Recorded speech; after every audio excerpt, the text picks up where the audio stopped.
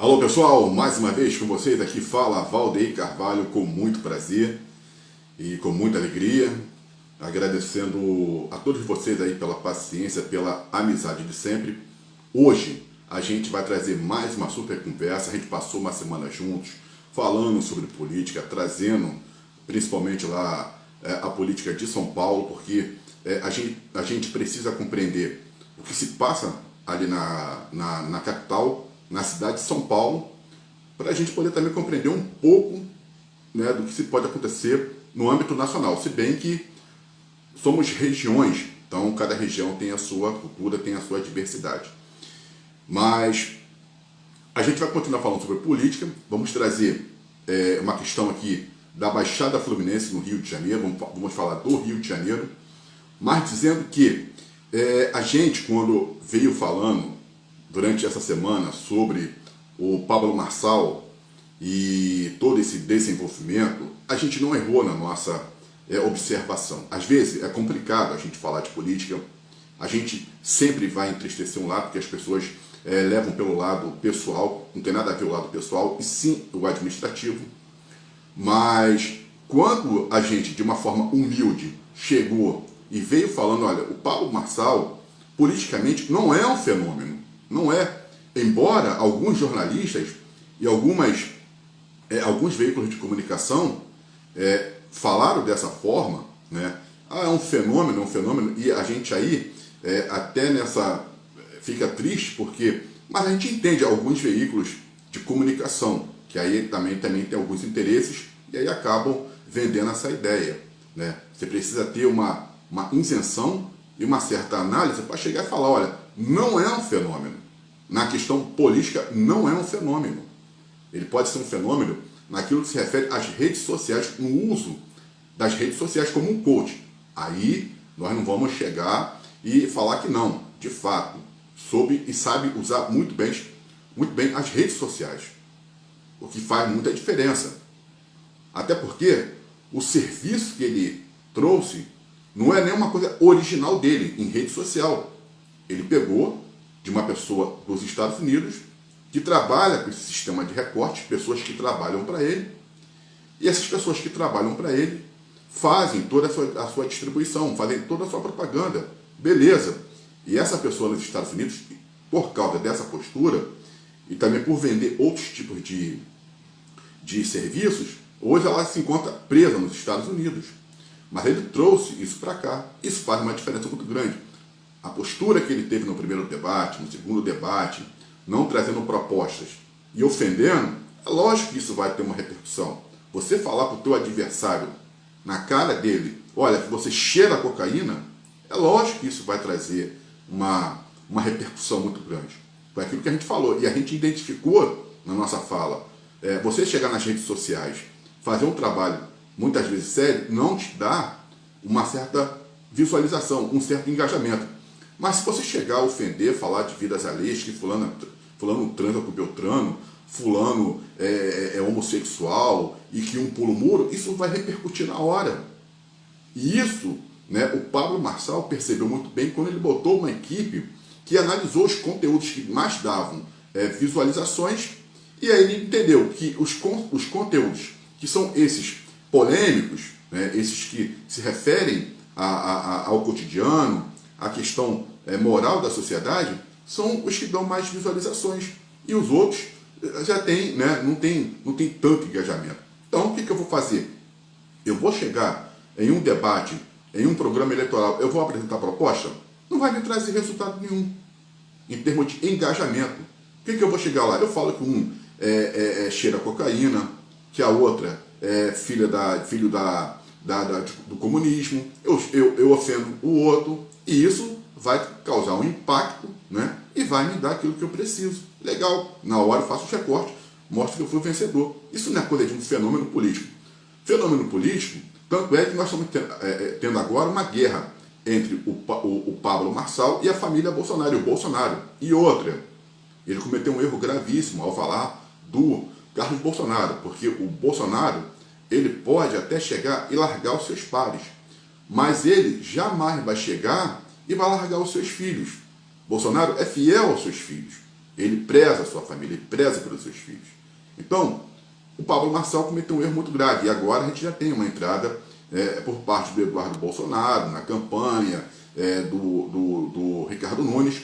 Então, quer dizer, fenômeno político é quando você tem candidatos que realmente venham e tragam propostas concretas para a melhoria da população. Qual é o projeto que até agora o Pablo Marçal apresentou para a cidade de São Paulo? Nenhum, não tem, não existe. É a mesma coisa do que a gente vem vivendo aqui, por exemplo, no estado do Rio de Janeiro, na Baixada Fluminense, onde hoje eu estou morando. Mas você também tem a zona oeste do Rio de Janeiro, que é o quê? Uma área precária. A Baixada Fluminense, ela é uma área sofrida, precária, ela é uma área abandonada. Viver na Baixada Fluminense é caro demais, é difícil, você não tem os serviços essenciais. E os políticos da Baixada, eles não debatem esse tipo de assunto, eles não trazem esse tipo de assunto. Fenômeno político é quando um candidato chega e ele traz, olha aqui, para a área do transporte, eu tenho um projeto que vai acabar com os engarrafamentos. Eu tenho projetos que vai fazer com que haja uma verdadeira mobilidade urbana. Eu tenho projetos para a Avenida Brasil, para acabar com esses engarrafamentos na Avenida Brasil, para que o trabalhador ou o cidadão, quando ele for sair para um lado ou para o outro, ele não fique 3, 4 horas parado no trânsito, perdendo tempo no trânsito.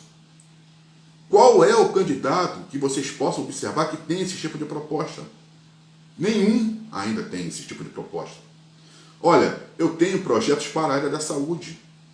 Eu tenho projetos para a área da segurança.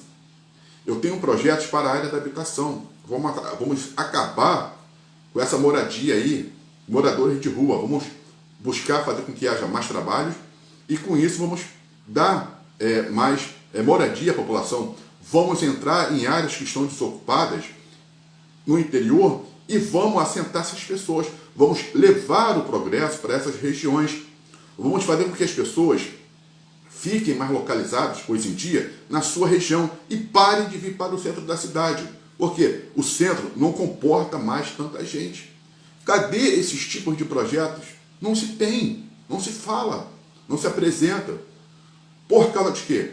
Porque os políticos já compreenderam que a sociedade hoje é uma... Nós, como sociedade, somos nada. Nós somos hoje nada. Nós não fazemos, a gente vota, mas a gente não participa do processo político. A gente não exige as melhorias. A gente deixa com que os políticos façam o que eles querem com a gente. É da forma como eles querem, eles não estão nem aí. Não estão nem aí para a população. Porque também a população também não está nem aí para ela. Já aceita, é desse jeito mesmo. Não, tá bom, é assim, não tem jeito. Para eles está ótimo. Ótimo. Por quê? Enquanto continua esse sistema, chove, alaga tudo. Por quê? Para pensar. Por que quando tem essas enchentes, só tem em área onde você tem a população pobre? Por que não há esses tipos de enchentes em áreas onde mora político, onde reside político ou pessoas influentes? Por causa de que não se tem. Mas em áreas pobres, todo ano é uma perda total. Para eles interessa acabar com as enchentes, trazer infraestrutura para essas regiões? Não, porque eles não sofrem. Eles estão garantidos, estão tranquilos. Desemprego para eles, na pandemia, alguém escutou algum político reclamar falta de salário, que eles estavam passando fome, que eles não tinham nada dentro de casa, problema de saúde? Na pandemia, alguém escutou algum político reclamar? Não. E a população tendo que se sacrificar lá na Caixa Econômica, na Caixa Econômica para poder pegar auxílio de R$600, enquanto eles estavam com seus salários ali, todo ano, foram 3 anos de pandemia, depositados. Alguém viu família de político reclamar de alguma situação? Não, de jeito nenhum.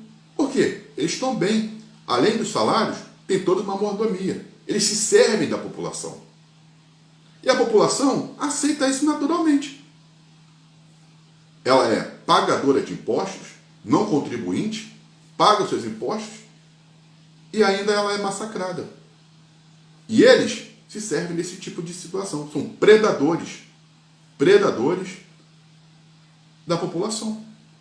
Porque a população se coloca também desse jeito. Um exemplo claro da Baixada Fluminense. Nós temos um sistema de transporte horrível. Ônibus sucateados.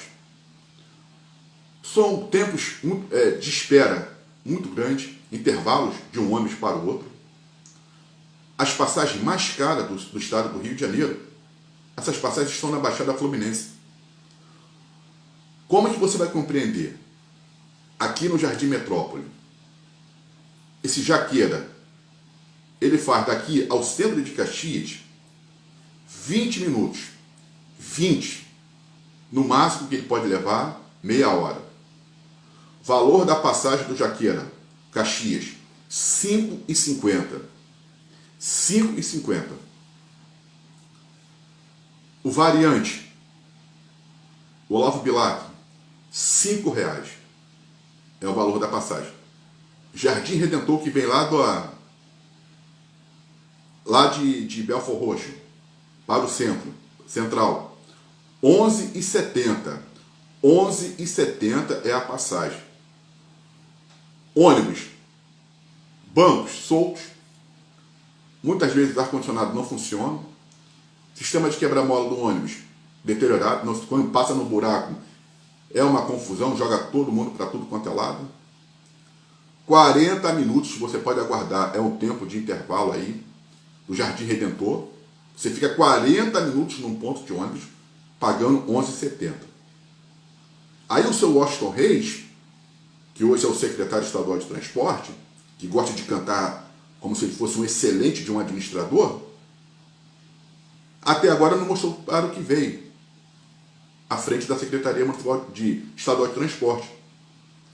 A única coisa que ele até agora só fez é conceder aumentos generosos às empresas de ônibus.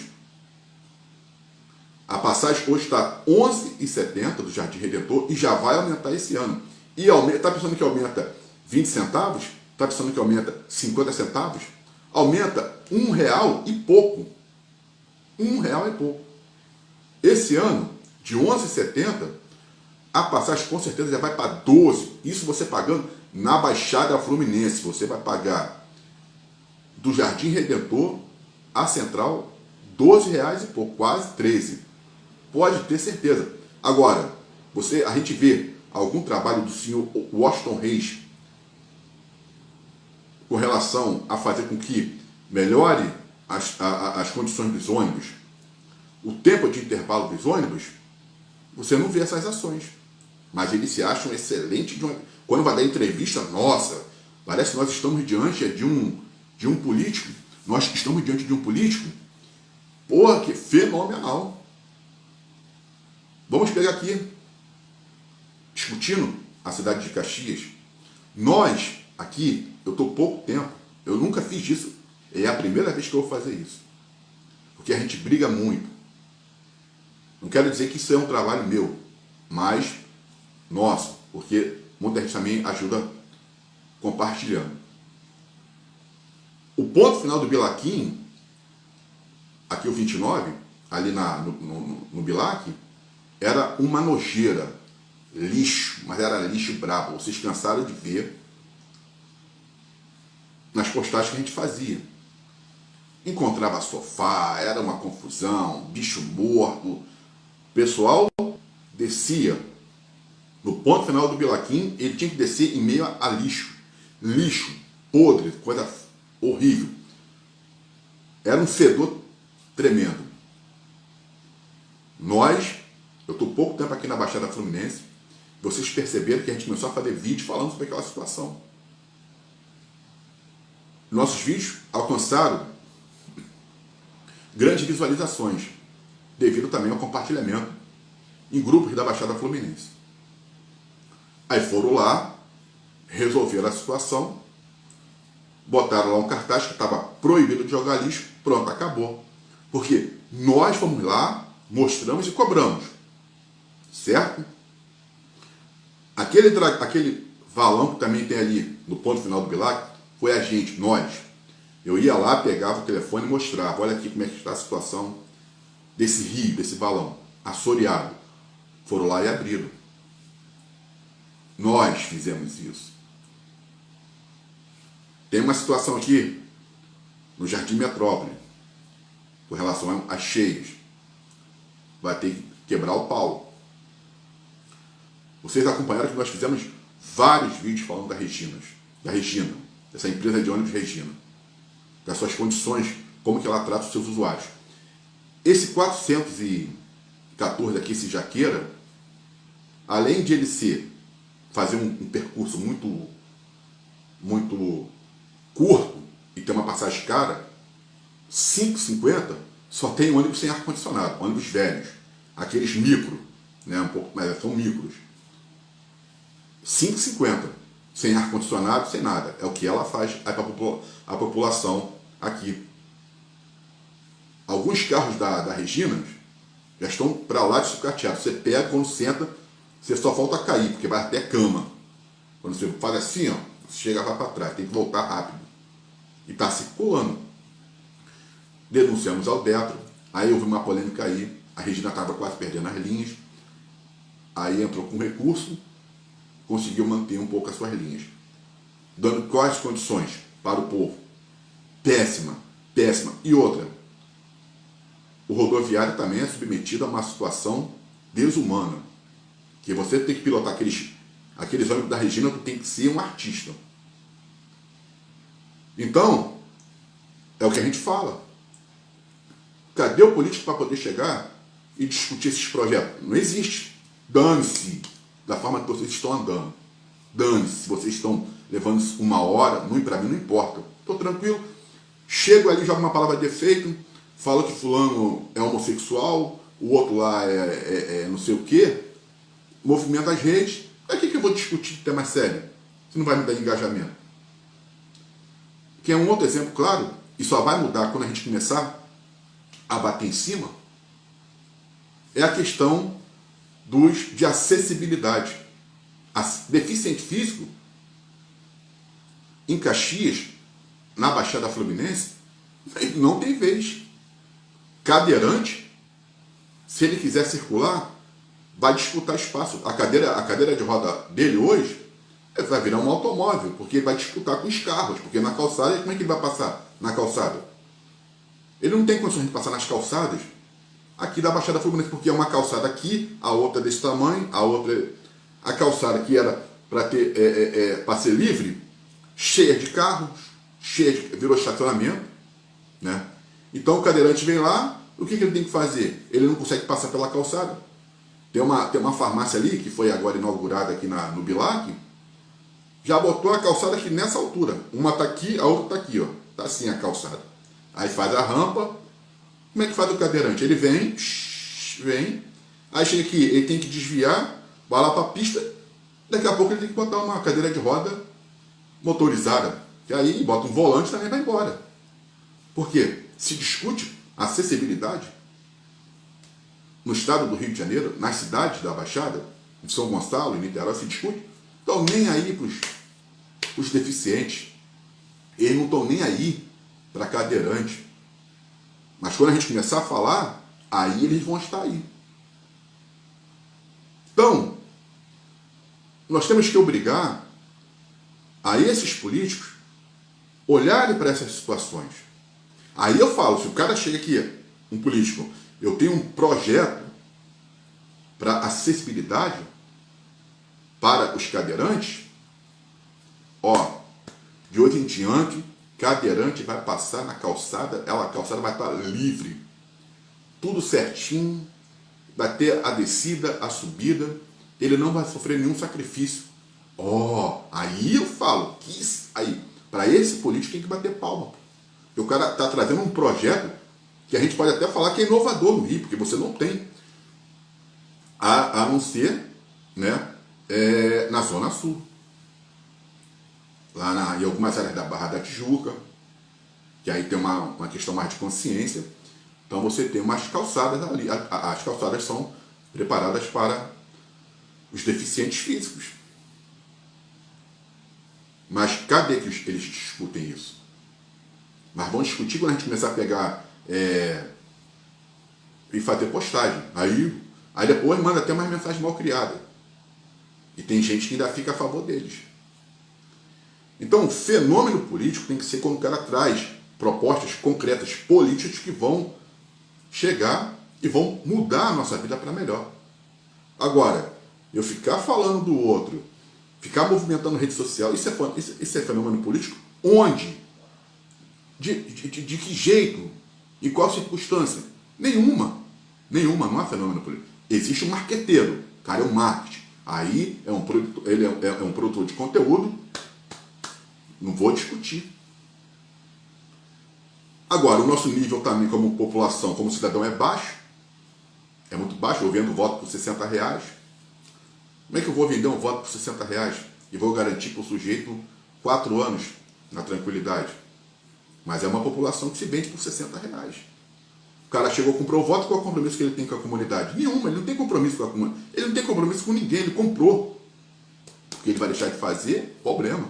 Vocês é que fiquem por aí. Me vendeu o voto, não tem obrigação nenhuma contigo. O nosso nível é tão baixo que nem nisso a gente pensa. Aí eu vendo o voto, pô. E depois sofro mais 4 anos. Por quê? Eu vou me preocupar como político em chegar e discutir projetos estruturais? Pô, eu posso comprar o voto, pô. Chego ali hoje, no estado, na cidade do Rio de Janeiro. Não tem para onde você correr mais. A cidade do Rio, em termos de transporte, de mobilidade, está travada. Eduardo Paes fazendo um excelente serviço com relação aos BRTs. Beleza, apresentou, trouxe esse serviço para a cidade do Rio de Janeiro, o que já tinha que estar sendo estendido para as outras cidades que compõem o Grande Rio, Niterói, a Baixada, porque quando você sai do BRT e tu vai pegar ônibus, como é que tu faz para chegar? Porque Caxias, exemplo Caxias, depois eu vou voltar a falar o que eu estava falando, Caxias não tem um projeto de mobilidade. Chegou no centro de Caxias que está ferrado. Por quê? É carro em cima da calçada, é carro não sei aonde, é ponto de ônibus, aquele 415 ali no centro de Caxias, que estreita mais ainda. Você não tem uma orientação, você não tem nada, fica preso ali. E quando acontece de um ônibus quebrar, e é o centro da Santo Antônio, e aí também os nossos amigos que são aí, os que trabalham, né, vamos botar aqui com os serviços de limpeza, que eles vão fazer as coletas de lixo, sempre na hora que a gente está vindo embora, né, sempre por volta de umas 5 horas, aí ferra mais tudo ainda. Porque aí tem que parar o caminhão, os caras descem para jogar o lixo, aquela coisa toda. Pronto. Como a pista é estreita, você ferra mais ainda, né, ali a dimensão da pista, então é um engarrafamento muito grande, quando não muitos policiais estão me ajudando. Que eles só acham de botar aqueles carros dele, né, porque eles ficam só no celular. Só ali no celular. Pum. Bota o carro ali, aí embica, fecha meia pista, pronto, quando tu vai ver, tá tudo travado, parado lá para baixo. Por quê? Não importa, né? O cidadão ele está trabalhando, ele acha que, eles acham que você está vindo de um lazer, você não está vindo de um trabalho. Você está tantas horas já em pé no ônibus, você está em pé, você está sentado para essa gente. Eu não estou nem aí. Dane-se, o importante é estar ali, que é aquela giroflex ligado, ele no celular, o engarrafamento do caramba, e aí, tu faz o quê? Isso, e a população só se ferrando e gostando. Cadê o projeto? Não tem. A população discute isso, fala sobre isso e exige deles uma mudança? Não, ela quer saber da vida dos outros. Pô. Fica difícil. Então, quer dizer, como eu estava falando sobre a cidade do Rio, você pega a linha amarela, a linha vermelha, a Transolímpica, a Avenida Brasil, essas vias, que são vias de ligações, sempre engarrafadas, sempre paralisadas. Você leva hoje, ali no início da Brasil, lá de São Cristóvão, para chegar até aqui Bangu, ou mais lá em cima, 4 ou 5 horas.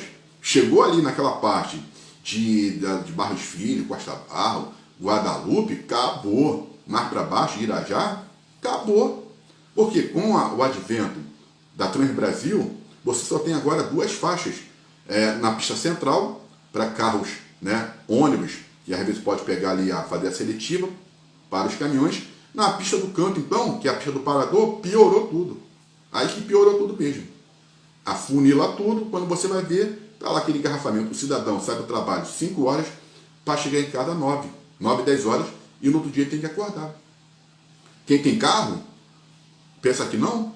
Se antes botava R$2 para poder chegar, vamos botar um exemplo, chegar a um determinado local, R$2, você tem que botar 10, porque ele vai ficar 3 horas parado, porque não anda. Não tem quem discute um projeto, ou se chega ali e fala, olha, vamos fazer aí rodízio de placa, qualquer tipo de coisa, abrir vias, botar o pessoal para andar de avião, qualquer coisa, para acabar com esse maldito engarrafamento, para fazer com que as pessoas tenham um pouco mais de mobilidade e cheguem mais cedo à sua casa. Ou então que a gente faça uma integração com os municípios que compõem o Grande Rio, né? Que aí você faz uma certa integração, bota aí um bilhete único logo estadual, pega trem, barca, metrô, pagando uma passagem, sai do nosso bolso, não é isso?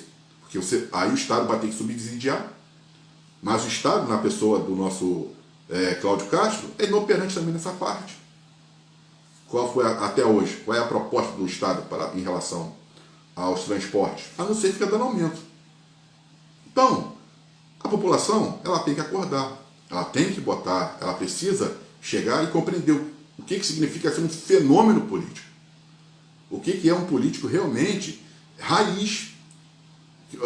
Né? A gente chegou a ter alguns políticos raízes, mas hoje hoje eu sou, na verdade, um influenciador. Eu chego e eu sou um influenciador político. Então, eu vejo o que está dando engajamento nas redes sociais e vou discutir esses temas. Agora, quanto tempo que ele leva para chegar no trabalho? Se quando vai trabalhar, se tem creche no bairro dele? Ah, tem creche. Não tem creche. Com quem ele deixa as crianças? Para que eu vou discutir isso? Não vai me dar retorno nenhum, não me dá engajamento. Ah, ele está lá, a casa dele lá, quando chove, enche, porque os rios estão assoreados. Ah, problema, a minha casa não está enchendo. Eu estou aqui bem pra caramba, eu tenho 4 anos mais ainda, e depois eu tenho mais 4, e aí vou voltar em mim mesmo.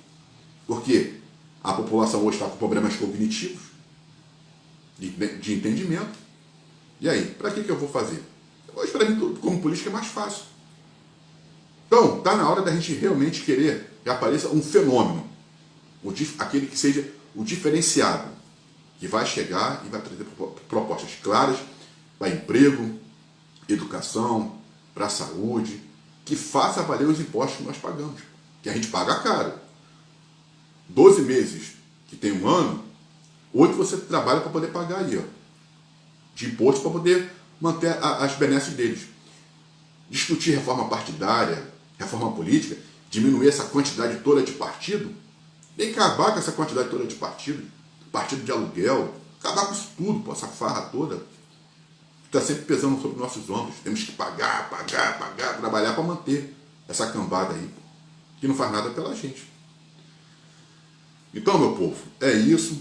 A gente vai continuar conversando, trazendo. Eu quero mandar um forte abraço para o meu irmão Emerson Paz, que está lá, ó, também se desdobrando lá naquele bairro lá do bairro Merinda. A gente vai falar, porque a gente está pegando um modo mais geral, depois a gente vai trazer, vamos discutir essas situações que nós queremos entrar nas comunidades, levar as comunidades para que as comunidades fiquem um pouco melhor.